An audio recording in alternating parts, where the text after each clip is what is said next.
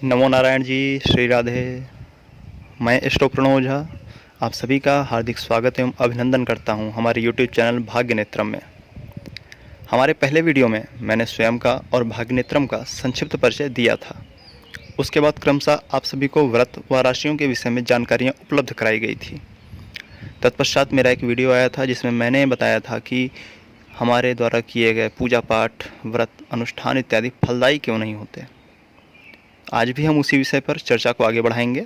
इससे पहले कि हम वीडियो शुरू करें तो यदि आपने हमारे चैनल को सब्सक्राइब नहीं किया है तो सब्सक्राइब करें और बेल आइकन पर क्लिक करना ना भूलें। तो पिछले वीडियो में हमने चर्चा करी थी कि जब हम में भटकाव होता है तब हमारे काम नहीं बनते, तब हमारे इष्ट नहीं सुनते। कि वही बात हुई ना कि एक साधे सब सधे और सब साधे सब जाए। तो हमें एक को साधना है, या तो चलो हो गई पुरानी बात, लेकिन सिर्फ यही एक बात तो है नहीं। किसी भी चीज़ को सुचारू रूप से चलाने के लिए, चाहे वो दैनिक जीवन हो, भौतिक जीवन हो, आध्यात्मिक जीवन हो, पारिवारिक, सामाजिक, मनोवैज्ञानिक, कैसा भी जीवन हो, किसी भी चीज़ को सुचारू रूप से चलाने के लिए हमें संतुलन बनाना पड़ता है। हर एक बिंदु पर संतुलन। जैसे मान लीजिए कोई वाहन है, कोई गाड़ी है, ठीक है, तो उसके लिए इंजन ज़रूरी है, परंतु सिर्फ इंजन से ही गाड़ी चलेगी नहीं। हमें पहिए का सिस्टम बनाना पड़ेगा, पहिए को साधना पड़ेगा, हमें ब्रेक और एक्सीलरेटर को साधना पड़ेगा, इसके अलावा भी हमें हैंडल को साधना पड़ेगा। मतलब एक उचित दिशा, गति होना बड़ी बात नहीं, गति होना बड़ी बात नहीं। 1000 लोग रेस में दौड़ रहे हैं, तुम्हें फर्स्ट आना है, सेकंड आना है, या तुम्हें अच्छा परफॉर्म करना है, तो सबसे तेज़ दौड़ना ज़रूरी नहीं। ज़रूरी यह भी है कि उचित दिशा में दौड़ो। अब तुम उल्टे दौड़ने लगो तो कहाँ से पहुँचोगे गंतव्य को। वही गाड़ी में हैंडल का काम है, वही साधना में भी एक उचित दिशा देनी है। तो उस उचित दिशा को हम आध्यात्मिक पथ में या पूजा पाठ के पथ में कहते हैं संकल्प। यह बहुत ही आवश्यक है किसी भी पूजन के लिए, आराधन के लिए, यज्ञ अनुष्ठान के लिए, पुरस्चरण के लिए, किसी भी कार्य के लिए संकल्प बहुत आवश्यक है। तो संकल्प लेना, और उससे भी बड़ी बात उचित संकल्प लेना। दैनिक पूजन में भी आप दैनिक पूजा करते हो, किसी विशेष मनोकामना के लिए करते हो, किसी विशेष स्वार्थ के लिए करते हो, किसी विशेष इच्छा पूर्ति के लिए करते हो। जीवन में बेहतरी लानी है, अनुकूलता लानी है, सकारात्मकता लानी है, सत्कर्मों में, पुण्यों में वृद्धि करनी है। क्या है तुम्हारी इच्छा, चाहते क्या हो वह बताओ। वही होता है संकल्प। तो नियमित पूजन में भी संकल्प लेना ही चाहिए। कुछ नहीं करना खास, कोई इसमें जो है बहुत बड़ी साइंस नहीं है, छोटी सी बात है। पूजन के पहले आचमन इत्यादि के पश्चात, शुद्धिकरण इत्यादि के पश्चात हाथ में जल लेना है, अक्षत लेना है, कुछ द्रव्य हो तो वह ले लेना है। वह 1 रुपये भी हो सकता है। हल्दी थोड़ी डाल लो, कुशा पकड़ लो, कुशा जानते होगे ना। तो बस अब कहो अपने मन की बात, अपना नाम गोत्र बोलो, अपने इष्ट से प्रार्थना करो कि चाहते क्या हो, किस लिए कर रहे हो, उसे बताओ कि मैं यह हूँ, मैं यह चाहता हूँ कि मेरा नाम यह है और मेरा गोत्र यह है। और मैं यह चाहता हूँ, मैं चाहता हूँ कि मेरा पढ़ाई में अच्छा नंबर आए, मैं चाहता हूँ कि मेरा पढ़ाई में मन लगे, मैं चाहता हूँ कि मेरा कामकाज अच्छे से चलने लगे, मैं चाहता हूँ कि मुझे पुत्र रत्न की प्राप्ति हो, मैं चाहता हूँ कि मेरे साथ ऐसा हो, मेरा जल्द से जल्द विवाह हो जाए, मैं चाहता हूँ कि मेरा जो ये ग्रह है दोष दे रहा है ये ख़त्म हो जाए, ये शांति मिल जाए, मैं चाहता हूँ मेरे जीवन में सब कुछ अच्छा चलने लगे, मैं चाहता हूँ कि जो भी तकलीफ़ें हैं वह दूर हो जाएं। क्या समस्या क्या है? पति पत्नी में अनबन है, अपने इन लॉज से, अपने सास ससुर से अनबन है, क्या समस्या है? कुछ भी हो सकती है समस्या, समस्या सबकी अलग होती है। एक छोटे बच्चे की समस्या ये हो सकती है कि उसका खिलौना टूट गया और लॉकडाउन में वो खरीद नहीं पा रहा नया। वहीं बड़े की समस्या हो सकती है कि 10,000 रुपये ही थे और 10,000 रुपये ख़त्म होने को हैं। कुछ भी समस्या हो सकती है भाई। तो उस समस्या को बताओ, ये संकल्प है कि मैं इसलिए चाहता हूँ। अब तो यह हो गया संकल्प लेना। फिर मैंने कहा था इससे भी ज़रूरी उचित संकल्प लेना।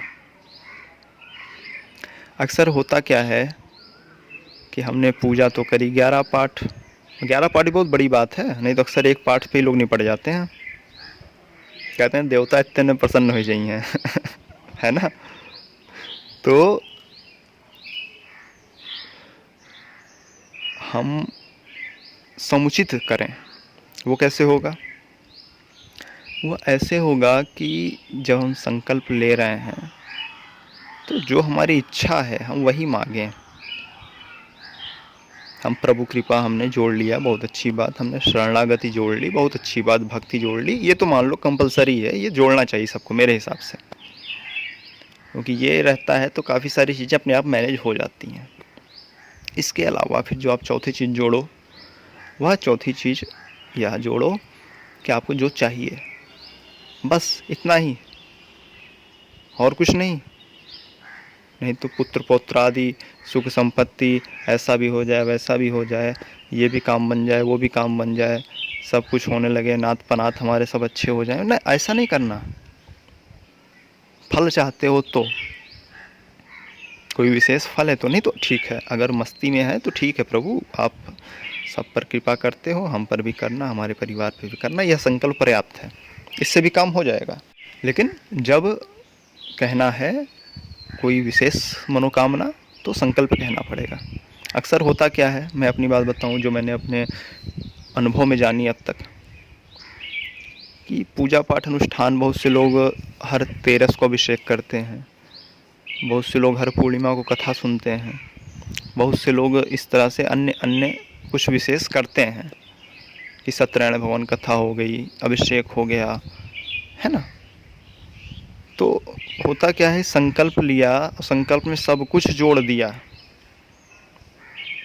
इतना लंबा संकल्प हो गया कि अब उसमें कुछ भी बचा ही नहीं। मतलब एक रटा रटाया फर्रा बना हुआ है। पंडित जी लोग की आदत है कि उनको मतलब संकल्प कहते कहते स्वाभाविक है कि वो याद हो गया है, तो हर जगह वही बोल दिया जाता है। यह गलत है। जब भी पूजा करिए तो ये विशेष ध्यान दीजिए कि अगर कोई मनोकामना है तो उसी मनोकामना के लिए ही संकल्प कीजिए।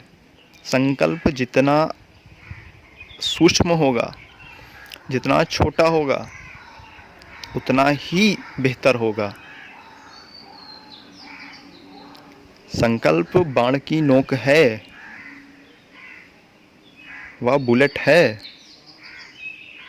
उसको उचित दिशा में मारो, लेकिन जितना सूक्ष्म, बाण आगे से नुकीला होता है ना, तो जितना सूक्ष्म रहेगा उतना तेजी से वो कार्य करेगा। नहीं तो होगा क्या, एक अनार और 4,000 बीमार। क्योंकि समस्या तो बहुत सारी है हमारे जीवन में ना, हम एक बार के अभिषेक से क्या क्या हम सॉल्व कर लेंगे। बहुत से लोगों ने हमसे यह प्रश्न किया अब तक, बहुत से पंडित जी लोगों ने पूछा कि प्रभु आप अनुष्ठान करवाते हो, अनुष्ठान हम भी करवाते हैं, फिर जबकि आप खुद बैठते भी नहीं हो, तो ऐसा क्या करवाते हो कि उसका फल ज़्यादा आ जाता है या वो ज़्यादा सफल होता है, उनका जो सफलता का रेशियो है उन अनुष्ठानों का वह ज़्यादा होता है। तो उसका कारण मैंने जो उन्हें बतलाया वही यहाँ भी बतला देता हूँ कि इन छोटी छोटी बातों का ध्यान देना पड़ता है। 70 से 80% अनुष्ठान सिर्फ इसलिए फल नहीं दे पाते कि संकल्प नहीं ठीक होता। मैंने महामृत्युंजय तक में देखा है, व्यक्ति आईसीयू में एडमिट है, व्यक्ति वेंटिलेटर पे है, और जो संकल्प हो रहा है उसके अनुष्ठान के लिए सवा लक्ष्य, वो क्या हो रहा है महामृत्युंजय में कि रटा रटाया वही संकल्प हो गया। अरे आवश्यकता उस व्यक्ति को है, उस बंदे को है, लेकिन उसके घर नाती पनाती सब जोड़ दिया गया उसी में, कैसे देगा फल वो।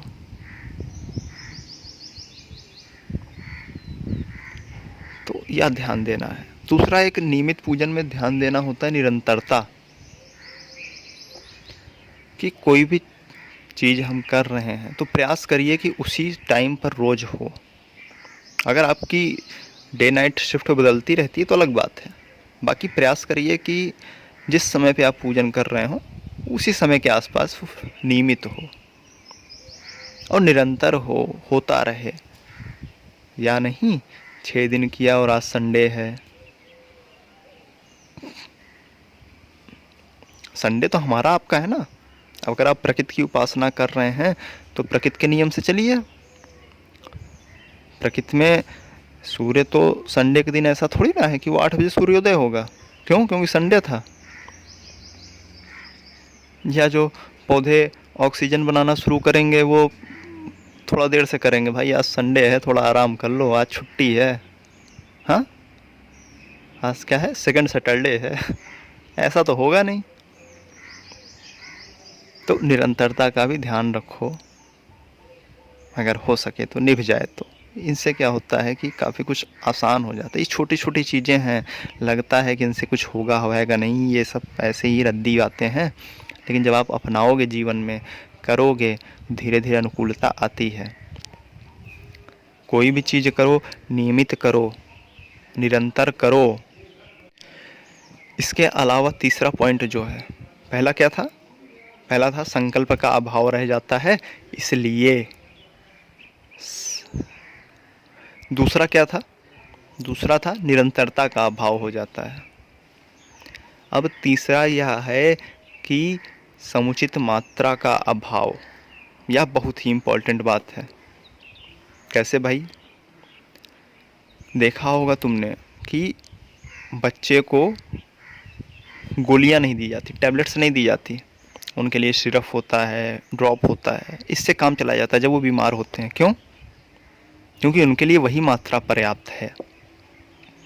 लेकिन वही जब बंदा किशोर हो गया, वही बच्चा जब बड़ा हो गया तो क्या होता है? तब उसको छोटी कम एमजी की दवाएं। लेकिन जब वही बड़ा हो गया, वयोवृद्ध हो गया, तो मात्रा बढ़ा दी जाती है। तो यही हमें पूजन में भी करना है कि हम समस्या अब हमारी क्या है, वह हिमालय की तरह बड़ी, और हम सोच रहे हैं कि हम एक माला जप लें और सब ठीक हो जाए, तो ना होगा भाई।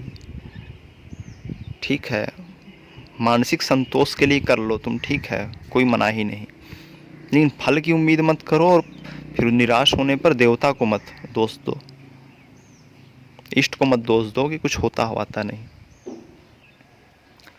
समस्या जितनी बड़ी है उतना बड़ा उपाय भी तो करो। शत्रु तुम्हारी समस्या है मान लो, और शत्रु तुम्हारा इतना बलशाली, उपाय तुम्हारा मित्र है मान लो, या तुम्हारे पक्ष का योद्धा है, और वह इतना छोटा सा, उसमें शक्ति नहीं, जान ही नहीं, कैसे लड़ेगा? उसकी मृत्यु तय है भाई। टक्कर तो बराबरी वालों में होती है ना। तो क्या करो कि उपाय भी उसी अनुरूप करो। बहुत बड़ा गड्ढा है, बहुत बड़ा गड्ढा है, तुम सोचते हो कि तुम थोड़ी सी मिट्टी डालोगे वो पट जाएगी, नहीं पटेगी, उसी मात्रा में डालना पड़ेगा जितना बड़ा गड्ढा है। गड्ढा क्या है? हमारा प्रारब्ध है। गड्ढा क्या है? हमारी कुंडली के दोष हैं। गड्ढा क्या है? हमारी समस्या है। और उपाय क्या है? वो मिट्टी है।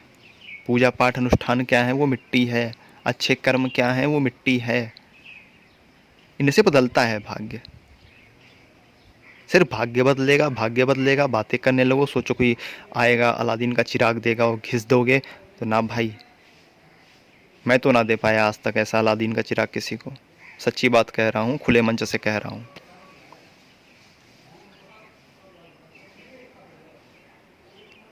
तो अलादीन का चिराग मत ढूंढो, कर्म करो और अपने लक्ष्य को प्राप्त करने की दिशा में जो कुछ भी तुम समुचित रूप से करते हो, समयोचित रूप से करते हो, वह सब कर्म है। यह उपाय अनुष्ठान जो मैं बता रहा हूँ, पूजा पाठ बता रहा हूँ, यह भी कर्म ही है, उससे इतर नहीं है ये।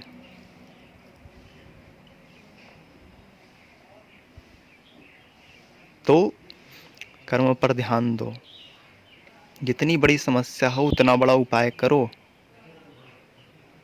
इस पर मैं अलग से एक दिन बहुत ही बढ़िया वीडियो बनाऊंगा, कुछ विशेष बनाऊंगा। वो यह रहेगा, टॉपिक बता देता हूँ, अभी ध्यान आ गया, कि किसी भी समस्या को सॉल्व कैसे करें। कोई भी समस्या कब सॉल्व होती है? जब हम उसको हर तरह से घेरते हैं। अपने शत्रु को हर तरह से छींकना चाहिए, उसके भागने के लिए कोई रास्ता नहीं छोड़ना चाहिए।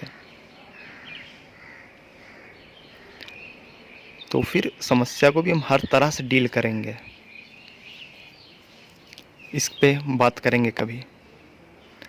तो 3 चीज़ पे आप गौर करो कि संकल्प हमारा हो और समुचित संकल्प हो। दूसरा, निरंतरता रहे। तीसरा क्या है कि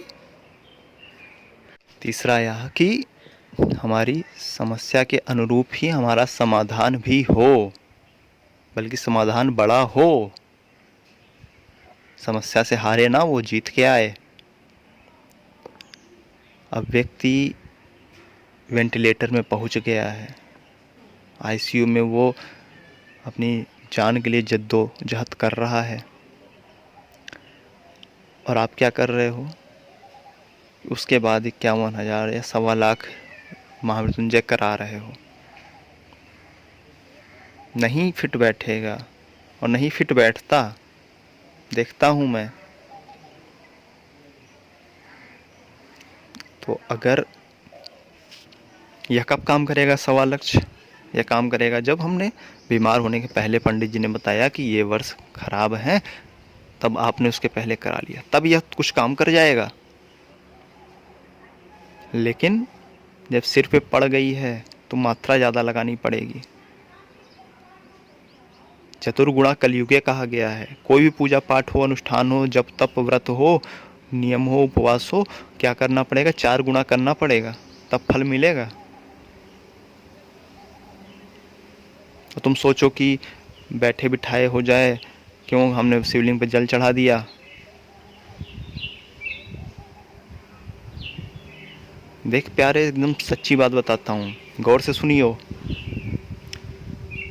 फायदा होता है इन सब से, बहुत फायदा होता है, चमत्कारिक लाभ भी देखे हैं, लेकिन लगना पड़ता है, समर्पित होना पड़ता है उसमें। यहाँ प्रकृति में कुछ भी मुफ्त नहीं है। या जो तुम श्वास ले रहे हो ना, या पहले अपने अंदर का कार्बन डाइऑक्साइड किसको दे रहे हो? या वृक्षों को दे रहे हो, तब वह वृक्ष तुम्हें ऑक्सीजन दे रहे हैं, मुफ्त नहीं दे रहे हैं। तो प्रकृति को भी तुम्हें अपना समय, अपनी ऊर्जा, अपना धन, जो भी तुम्हारे पास है, वह देना पड़ता है जब तुम कुछ विशेष मांगते हो उससे। तो ऐसे नहीं देती वो कुछ भी, मुफ्त का नियम ही नहीं है उसके यहाँ।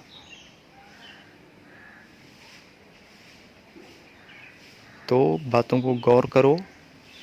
आज के लिए मुझे अनुमति दो। खोज करें, अनुभव करें और आनंद को प्राप्त हो जावें। लाइक करें, शेयर करें और सब्सक्राइब करके जुड़ जावें। श्री राधे।